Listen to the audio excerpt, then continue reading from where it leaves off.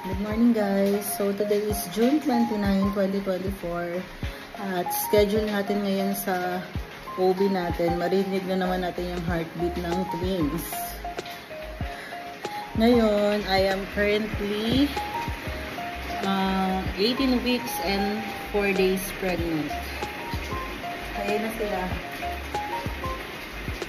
Bilis lumaki ng twins guys. Parang kailan lang mag-start pa tayo sa kato.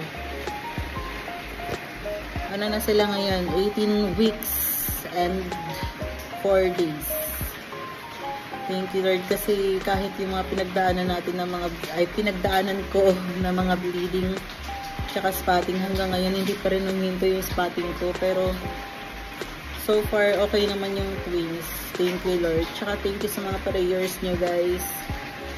Yun lang, babalikan ko kayo mamaya kung mamaya mag-video ako sa ganap ko dun sa OB para marinig natin yung heartbeat ng twins. See you guys!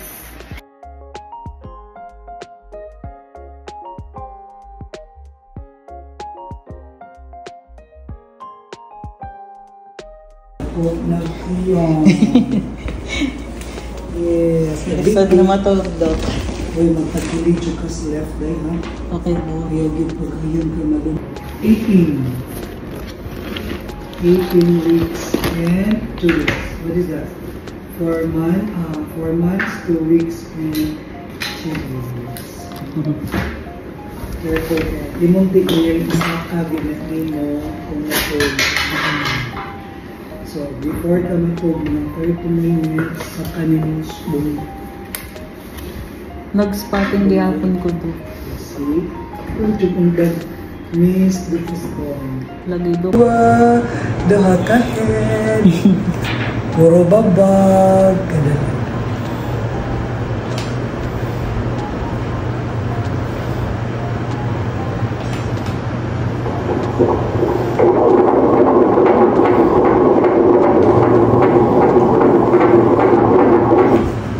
Twin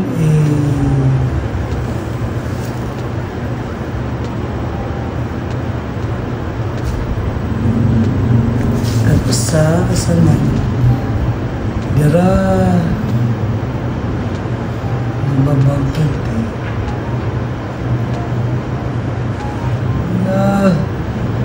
dah aliw ka di mo tanong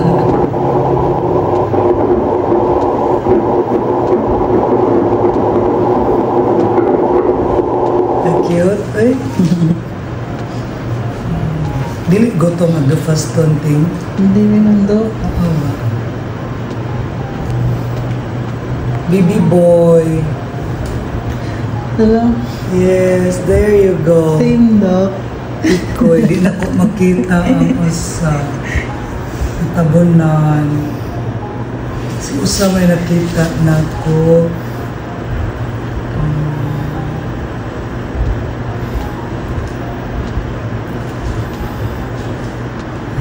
Tuwad naman po ka. Pero same naman na sila dok na ka-identical. Boy. Yes.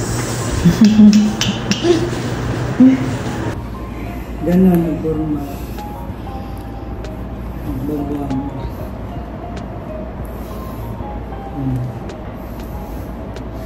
BP, bantayan lang. You know. So, di pa kita mo nun sa... Calcium daw. Yes, kailangan na rin.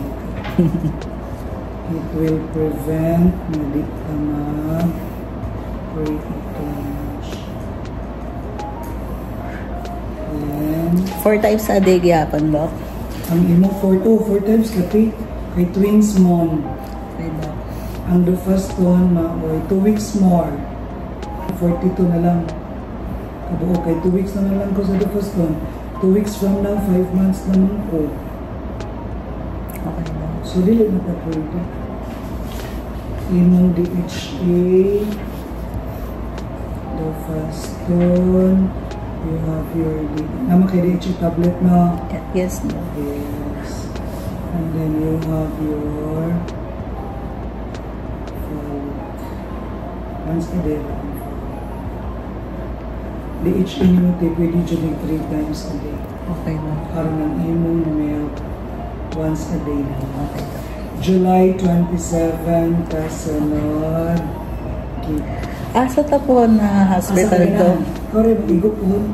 Asa pwede do? Kapag kayo sa bakog mag-preterm labor ka, di ka Asa ta pwede po dili. do? Pwede ka korompido, pwede ka district ka na, kung di ka mag-preterm labor. Pero mag-preterm, wala din ang incubator. Sa maasin dyan do or Tacloban? Tacloban, Simbak po. Simbak. Iyo sa, iyo, tukul na, iyo, ako sa incubator. Lagay do. Lingkod lang din ka. Thank you. So guys, nakauwi na kami. Galing na kami dun sa clinic. Hindi ko na siguro mapapakita sa inyo yung video dun sa clinic kasi narinig dun yung gender. Alam ko na yung gender. Wala pa ako sinabihan. Dapat hindi ko ipapasabi. That surprise din yun sa akin. Kaya nga lang nasabi kasi ni Doc. Pero okay lang yan. Ngayon, ang nireseta sa akin ni Doc, continue pa rin yung Dufaston hanggang 2 weeks na lang kasi magwa 5 months na kasi sila. Tapos i-stop na.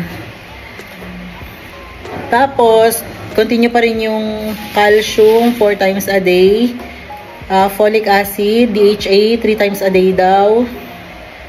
Tapos iron. Ano pa ba? Oh, yun lang, folic acid. Ito hanggang 2 weeks na lang tong Dufaston. Sana hindi tayo mag-preterm labor kasi mahirap dito sa lugar namin kasi malayo yung city kasi dun lang mayroon incubator. Kaya sana talaga umabot kami ng 37 weeks, guys. Yun yung schedule namin ng CS. Sana hindi ako mapaanak ng maaga. Kaya dito lang talaga ako sa bahay namin. Magpapahinga lang talaga ako, guys. Siguro sa next video, gender reveal na kasi gusto na namin madaliin yung gender reveal kasi parang hindi ko na to kayang itago kasi ako lang yung nakakaalam. Pero okay lang yan. Alam ko na yung gender, guys. Thank you, Lord, sa binigay mo sa amin. Yun lang, guys. Panoorin nyo na lang yung gender reveal sa next video. Bye-bye!